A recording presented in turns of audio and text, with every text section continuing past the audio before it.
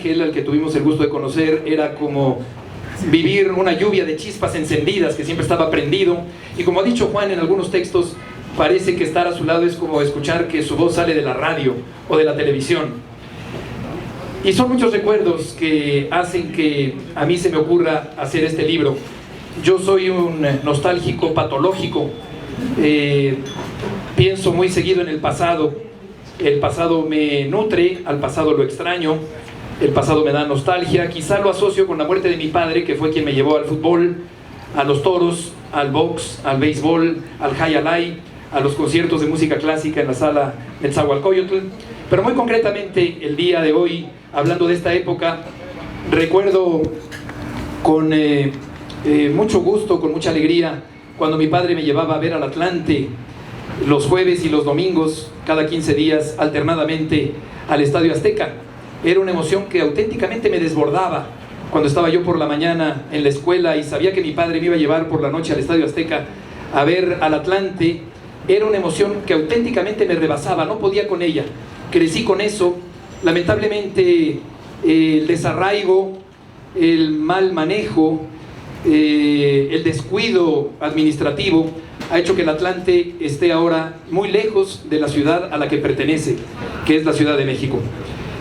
Pero no se trata únicamente de hablar del Atlante, que para eso ya hice 2 ediciones del libro de la historia del Atlante, y como le explicaba yo a Marcos Rivas Barrales, tampoco quise acaparar y pintar de azulgrana este libro, sino ser un buen repartidor de los diferentes escudos y de las diferentes causas e instituciones que le dieron brillo a esta época que me parece ciertamente era la última romántica del fútbol mexicano. Haber nacido en 1965 me permitió llegar a tiempo a la cita con la afición por el fútbol en los años 70. Creo que fue una época muy brillante todavía, de grandes futbolistas nacionales y extranjeros, de grandes cronistas, de grandes directivos, los locutores que me inspiraron en mi infancia y que me inocularon el virus para ser el día de hoy un periodista y un entrevistador. La niñez es la candorosa etapa donde todo es nuevo y no hay prejuicios. Toda información es desconocida y nuestros sentidos no ponen filtros para captar las cosas que nos rodean. Y nuestros padres nos transmiten sus aficiones. En mi caso, mi padre me transmitió sus aficiones y yo las abracé sin reparar ni un segundo. Todo lo que a mi padre le gustaba, a mí me gustaba también. Y como ya recuerda Roberto, creo que fue en 1972 cuando fuimos al Estadio Azteca por primera vez, y al igual que a Héctor me impresionó el verde del campo. El Estadio Azteca semivacío, siempre lo vi así porque el Atlante no convocaba mucho público. Me atrapaba la enorme personalidad de Rafael Puente, la melena larga, la fortaleza, el amor a la camiseta que siento que se ha ido perdiendo lamentablemente en los últimos años. El sol implacable del mediodía bañaba las desoladas tribunas y abrillantaba el verde del campo de juego. Los porristas del Atlante llevaban un gran tambor que al hacerlo sonar, al percutirlo, retumbaba ese sonido en el techo de acero del Estadio Azteca, que no se puso desde el principio del Estadio Azteca, sino que se puso un poco después. Y los del Atlante siempre han sido muy rifados y pendencieros, han sido bravos por naturaleza, son del barrio y son del pueblo. Y eran peleoneros, y me tocaba ver y me impresionaba mucho ver las broncas de los porristas del Atlante y ver a Juan Charro, que era el comandante de aquella porra, retar a los del equipo contrario. Y ellos patentaron la amabilísima arenga, que es aquella de les guste o no les guste, les cuadre o no les cuadre, el Atlante es su padre. Y si no, ya saben ustedes a dónde van a dar los que no le van al Atlante. Obsesión intolerante por el dominio, proyección del carácter del barrio, reto implícito para las trompadas. La década empezó muy bien con el Mundial de 70, 32 partidos, el público mexicano desbordado, apasionado, metido en el fútbol. El equipo mexicano tuvo una buena primera etapa, avanzó con cierto donaire hasta que fue atropellado en la cancha de Toluca por el equipo de Italia. Se jugaba entonces a un ritmo semilento, con grandes espacios para recibir, darse la vuelta y tocar. Después no se calificó al Mundial de Alemania 74, vino una gran depresión, el público se fue por oleadas, enrolló las banderas, arrumbó las matracas y tiempo después creyó en el equipo mexicano en 1978, pero en 78 el Tri reapareció en una Copa del Mundo solo para llevarse 3 tundas pavorosas. Está la famosa anécdota de Pedro Soto y Pilar Reyes, que es una anécdota cierta, me la contó Pedro Soto. Primero, los jugadores de Túnez pasaron de víctimas seguras a verdugos implacables y bajaron de su nube a los aficionados mexicanos. En el juego contra Alemania, Pilar Reyes fue sacado por el técnico José Antonio Roca, lastimado exactamente, metió a Soto en su lugar casi al final del primer tiempo. Pedro recibió otros 3 tantos en la segunda mitad y cuando regresó al vestidor del estadio de Córdoba al final de la masacre, le gritó a Pilar: compadre, empatamos. ¿Cómo que empatamos?, respondió Reyes con incredulidad. Sí, a ti te metieron 3 y a mí también 3. Equitativo reparto de cuero, humor negro en el paredón. El fútbol en los años 70 naturalmente era un negocio, pero no la gigantesca industria de la actualidad. Ya lo decía muy bien Juan, los uniformes no portaban marcas comerciales y en las camisetas lucían grandes y solitarios los escudos de los equipos. Los sueldos no eran ni remotamente tan altos como los de ahora.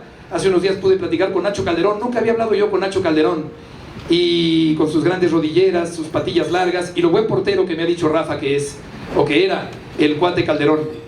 Pero cuando fue transferido del Guadalajara a la Universidad de Guadalajara y al enterarse los lectores de la enorme cantidad de dinero que iba a recibir Nacho Calderón, fue un impacto tremendo en todo el país. Ahora es muy común saber que los futbolistas ganan millones de dólares. Los futbolistas jugaban desfajados y con las medias caídas. Tiempo después, la FIFA los obligó a meterse la camiseta por debajo del shorts, levantarse las calcetas y usar espinilleras. Recuerdo al Pichojos Pérez con una banda en la frente, a Marcos usando una cadena, cosas que ya no se pueden utilizar. Albrecht, aquel famoso argentino que ya mencionaba Juan, usaba una banda delgada en la cabeza para sujetar su cabellera. En esa época, recordarán quienes vivían en los años 70 y que fueron aficionados al fútbol, los equipos salían por separado, saltaban a la cancha por separado y no al mismo tiempo. Y ahora resulta que salen al mismo tiempo, casi agarrados de la mano, y eso me parece que ha perdido aquella forma tan gallarda de saltar a la grama. Saltan ahora en fila india, muy recatados y ceremoniosos. Cuando se llegaban a presentar, las broncas eran descomunales y tenían que intervenir los policías para poner orden. La palabra zafarrancho la conocí tras una bronca entre el Puebla y el América en el Estadio Cuauhtémoc en la temporada 74-75. En las corcholatas de Pepsi aparecían las caras de los jugadores más conocidos. Tecnología de punta de aquellos tiempos. Luego las pegábamos en una planilla de cartón hasta completar la galería de ases del fútbol nacional. Los boletos no tenían código de barras ni cosa parecida. Eran simples papeles arrancados de un talonario alargado que llevaban impresa alguna viñeta, la fecha del cotejo, el horario, los nombres de los contendientes, la zona del estadio, el número de asiento, unas pequeñas perforaciones disque de seguridad y el precio de la entrada. Y hemos coleccionado muchos boletos durante toda la vida. Afuera del Azteca había numerosos puestos de grasosos antojitos, quesadillas, tacos y fritangas que escurrían un aceite reciclado de todo el día. Gastroenteritis segura. Sobre el piso los vendedores ambulantes tendían matracas, cornetas de plástico, prendedores, pósters de jugadores famosos y banderolas hechas de un material chafa que se salían fácilmente del palo y se desbarataban a la primera ventisca. Dentro del estadio vendían espumosas cervezas y refrescos servidos en pequeños vasos encerados con hielos molidos y una cubiertita de plástico en la parte superior. Al entrar a la tribuna baja del Azteca se escuchaba un ruido sordo y continuo, como el de una locomotora. Me imagino que era una planta de luz que operaba en los partidos nocturnos. Echaba un aire caliente que eludíamos al correr hacia el torniquete de salida. La entrañable voz del sonido local del Azteca es y sigue siendo, y por ahí lo vi llegar, a Melquiades Sánchez Orozco.